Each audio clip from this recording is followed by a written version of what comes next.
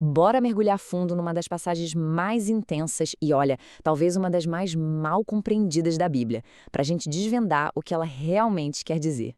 Esse lamento do apóstolo Paulo é super famoso, né? É muito usado para descrever aquela luta que todo cristão parece enfrentar.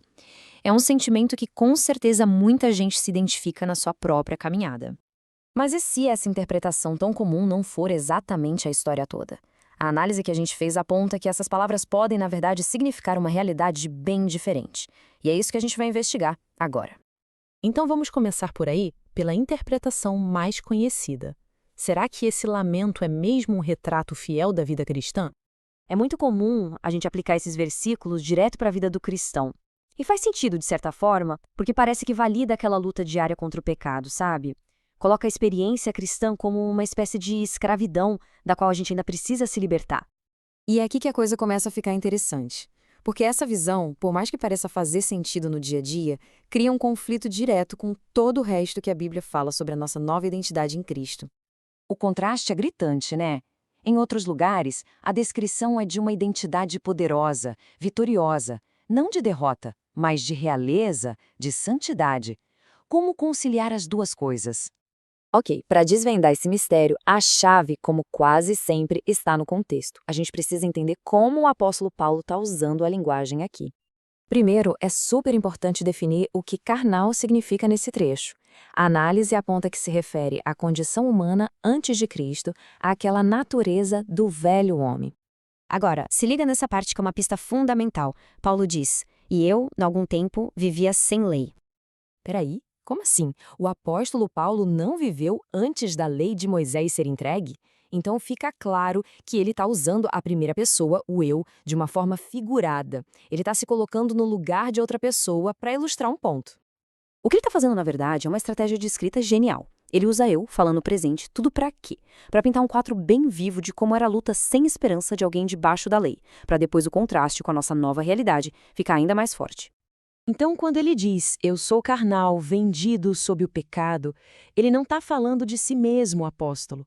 Ele está dando voz àquela pessoa figurativa que vivia debaixo das exigências da lei sem ter o poder de Cristo para conseguir cumpri-la. Pensa bem. A lei era boa, era espiritual, mas uma pessoa sem um novo nascimento era carnal, era impotente. Existia um conflito de naturezas que era impossível de resolver. E é exatamente daí que vem aquele grito de desespero. É o auge da frustração de quem está preso nessa situação, um anseio profundo por um salvador que pudesse finalmente resolver esse beco sem saída. E a genialidade da estrutura do texto é que essa pergunta desesperada não fica no ar. A resposta vem logo em seguida, no capítulo 8. Paulo não deixa a gente esperando.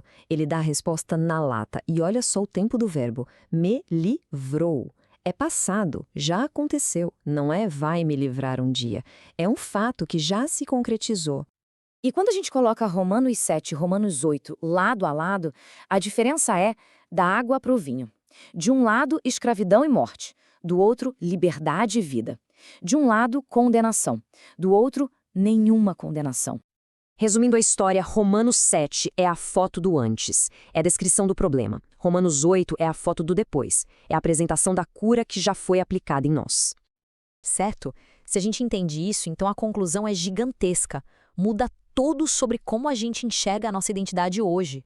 A fonte que a gente analisou enfatiza muito isso. Aquele anseio de Romanos 7 já foi respondido. A espera acabou, o Salvador já veio. Essa não é uma promessa para um futuro distante. É a nossa realidade agora. A porta da prisão está aberta. A nossa identidade foi completamente transformada. E por isso chamado à exortação é a gente ficar firme nessa liberdade que já foi conquistada, para não voltar por vontade própria para uma prisão da qual a gente já foi solto. Entender esse contexto todo muda o jogo. Nos capacita a ver a vida cristã de um jeito totalmente novo. Não como uma luta miserável e sem fim, mas como uma caminhada em liberdade.